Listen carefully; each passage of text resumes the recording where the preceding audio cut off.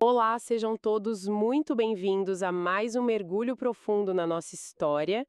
É muito bom ter a companhia de quem acompanha a gente para mais essa análise de hoje. Com certeza. Olá para todo mundo. É sempre um prazer estar aqui para a gente destrinchar esses temas tão complexos. E, bom, para começar a conversa de hoje, eu proponho um exercício de imaginação, sabe? Vamos pensar num governo que decide, totalmente de propósito, pegar dinheiro emprestado no exterior. É endividar a própria população inteira, né? Exato. Endividar gerações, tudo isso só para comprar milhões de sacas de um produto agrícola e deixar tudo apodrecendo em armazéns. O que parece uma loucura completa. Nossa, totalmente. Parece o roteiro de um filme sobre uma distopia financeira. Mas a verdade é que essa foi a política econômica oficial do Brasil por décadas. Pois é. É um cenário que, desafia totalmente qualquer racionalidade econômica moderna que a gente conheça hoje em dia. E é exatamente por isso que a gente precisa desconstruir algumas coisas. E o nosso guia de hoje é um material excelente estruturado pelo professor Jotinha. Ah, o material dele sobre a República das Oligarquias. Certo. Aquele período ali entre 1894 e 1930. Esse mesmo. E a missão de hoje não é ficar aqui decorando datas ou nomes de presidentes. Graças a Deus, né? Ninguém quer isso. Exatamente. O que o professor Jotinha propõe é entender como uma elite minúscula montou um sistema quase perfeito, uma verdadeira máquina política, para governar um país continental por 36 anos. E o grande gancho dessa pesquisa, o que eu acho mais fascinante, é que a gente costuma olhar para a corrupção e para o controle extremo como se fossem falhas institucionais. Tipo, um defeito no sistema, sabe? Sim, a gente sempre pensa que algo deu errado no meio do caminho. Mas não. O material mostra exatamente o contrário. O desvio de finalidade do Estado não era um bug da máquina. Era a principal engrenagem, o design original mesmo. Caramba, isso muda toda a perspectiva. É genial e assustador ao mesmo tempo. Mas vamos do começo, né? Para entender o poder, a gente precisa olhar para o dinheiro. Com certeza. A base de tudo. Então, no Brasil da virada do século, a gente tinha três grandes motores econômicos girando. Só que a energia não era dividida de um jeito igual, de jeito nenhum. O desequilíbrio era brutal. O motor principal, o que ditava as regras do jogo inteiro, era o café. E não era pouca coisa. A gente concentrava uns 75% de toda a produção mundial. É muito louco pensar nisso. O Brasil não era só um competidor grande. A gente era praticamente um monopólio global do café. Só que tinham outros dois motores tentando rodar também. Lá no norte, a borracha vivia aquele auge surreal, entre 1890 e 1910. Assim, financiando todo aquele luxo em Manaus e Belém. Exato. Atraindo um monte de gente do Nordeste que fugia da seca, e lá no Centro-Sul, em São Paulo e no Rio, a indústria começava a dar os primeiros passos. Fábricas de tecido, alimentos. Mas aí entra a grande questão de como o Estado tratava esses três motores. Sim. Lendo o material, dá para fazer uma analogia bem clara. Imagina uma mega corporação com três divisões diferentes. Certo. Mas o conselho de administração decide que todo o orçamento de marketing, todo o lucro e toda a influência vão exclusivamente para uma única divisão, a divisão do café. É a imagem perfeita. As outras áreas ficaram totalmente largadas. O foco era só o café. E tem um ponto na fonte que me deixou chocada, sobre como essa indústria nascente, lá no Sudeste, foi financiada. A transição do capital. Esse é um detalhe crucial da nossa história que muita gente não sabe. Pois é. A gente pensa que a indústria surgiu brigando com o pessoal do campo, mas a grana veio do mesmo lugar. Pior, veio do tráfico de pessoas escravizadas. Sim, é uma realidade brutal. Até 1850, quando o tráfico foi finalmente proibido pela Lei Eusébio de Queiroz, esse era o negócio mais lucrativo do império. Demandava uma liquidez gigantesca. Nossa. E aí, de repente, essa atividade é proibida. Esse dinheiro todo ia para onde? Pois então, os grandes traficantes, os caras que investiam nisso, ficaram com fortunas imensas ociosas. O dinheiro não podia ficar parado. Eles precisavam investir em outra coisa. Exato. Aí eles pegam esse capital, que antes circulava no Atlântico de forma criminosa, e jogam no mercado interno, Começam a fundar bancos, investir em ferrovias. Ferrovias que, num primeiro momento, só serviam para transportar o próprio café, né? Justamente. E também investiram em portos, urbanização e, claro, nas primeiras fábricas. A mesma grana que financiava navios negreiros virou capital industrial. É de dar um nó no estômago. Mas isso mostra que o café continuava sendo o dono de tudo. E depender tanto assim de um produto só no mercado internacional é um risco absurdo. Um risco sistêmico.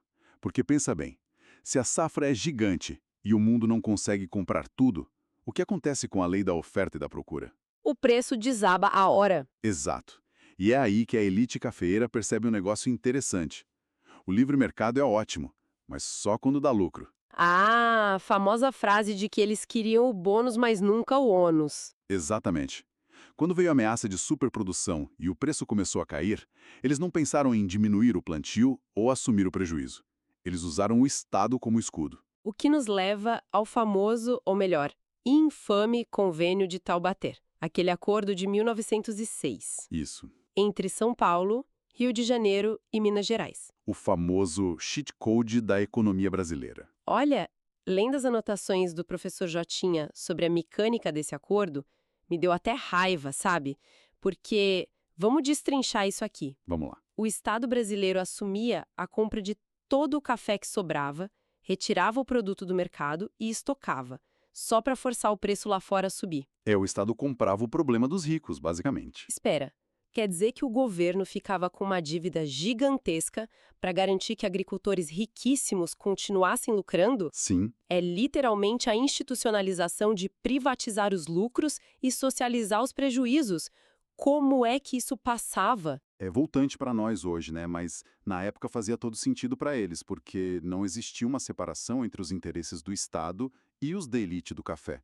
Eles eram o Estado. Nossa, verdade. Então, para garantir que o governo continuasse aprovando essas loucuras financeiras, eles precisavam de um controle absoluto da política, em todos os níveis possíveis. Ah, e aí a gente chega na parte da engenharia política perfeita. O material do professor Jotinha usa uma metáfora visual muito boa.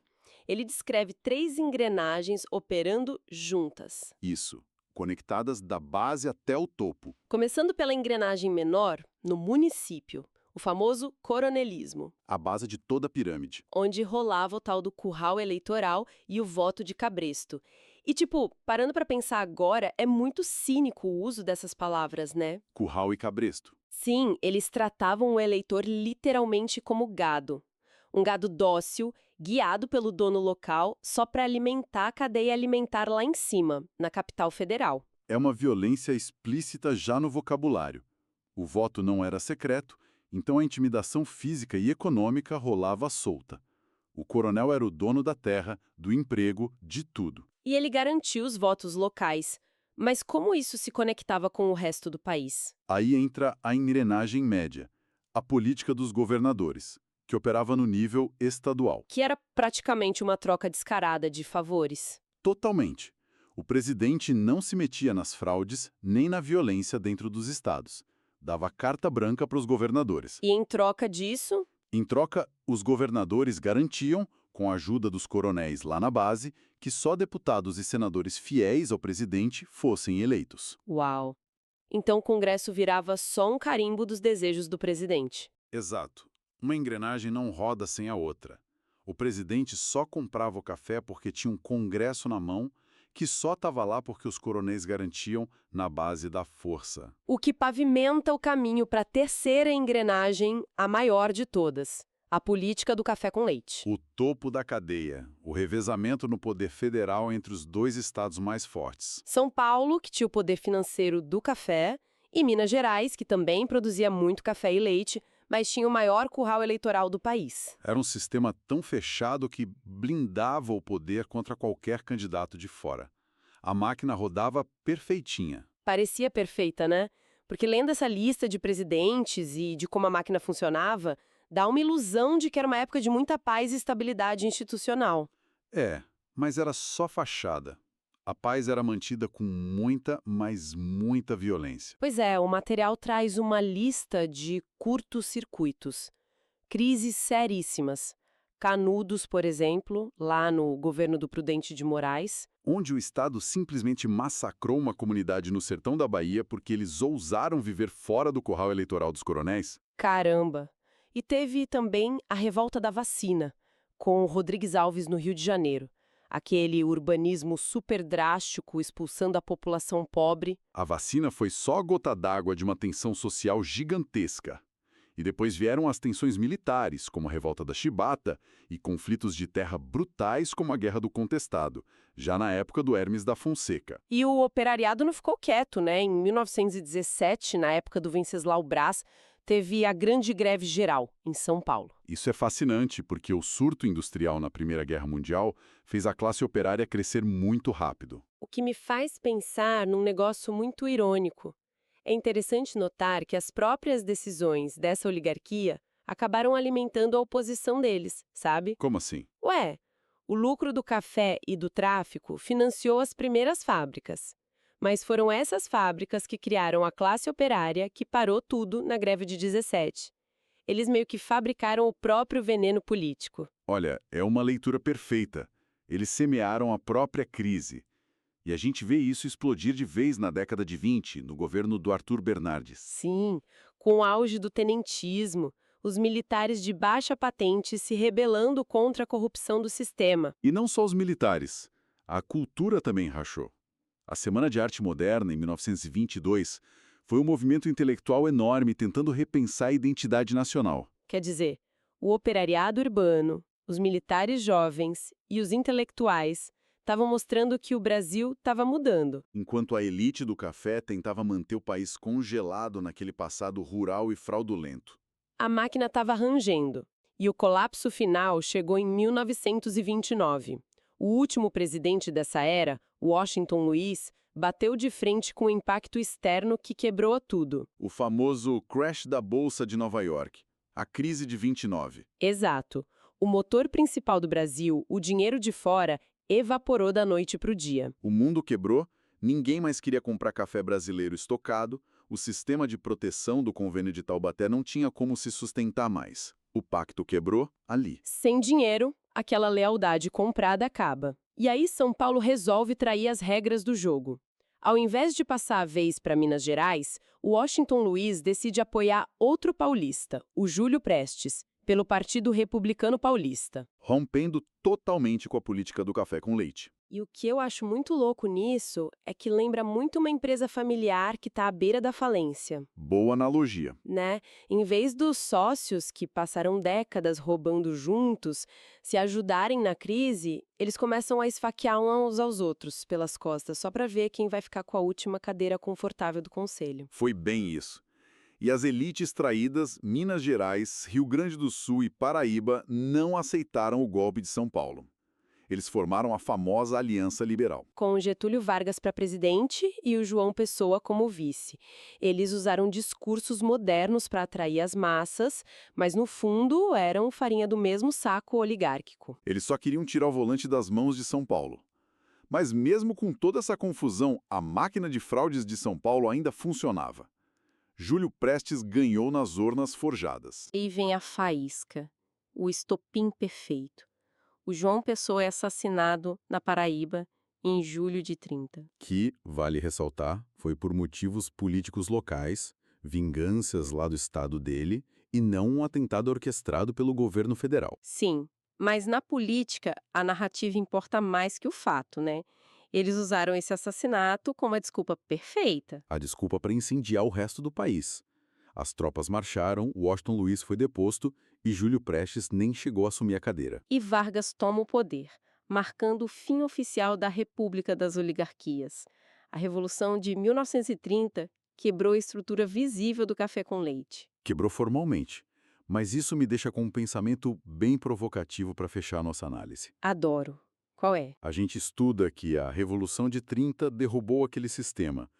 Mas será que dinâmicas como a política dos governadores, o coronelismo disfarçado nas regiões mais distantes e o uso do Estado como banco garantidor dos mais ricos sumiram de verdade? Nossa, pesada essa. Ou será que a elite brasileira apenas atualizou essas engrenagens, deu uma roupagem mais moderna e botou a máquina para rodar do mesmo jeito no Brasil contemporâneo. Fica aí essa pulga atrás da orelha para quem acompanhou a gente hoje. É impossível olhar para as notícias de hoje em dia e não ver uns fantasmas dessa época, né? Exatamente.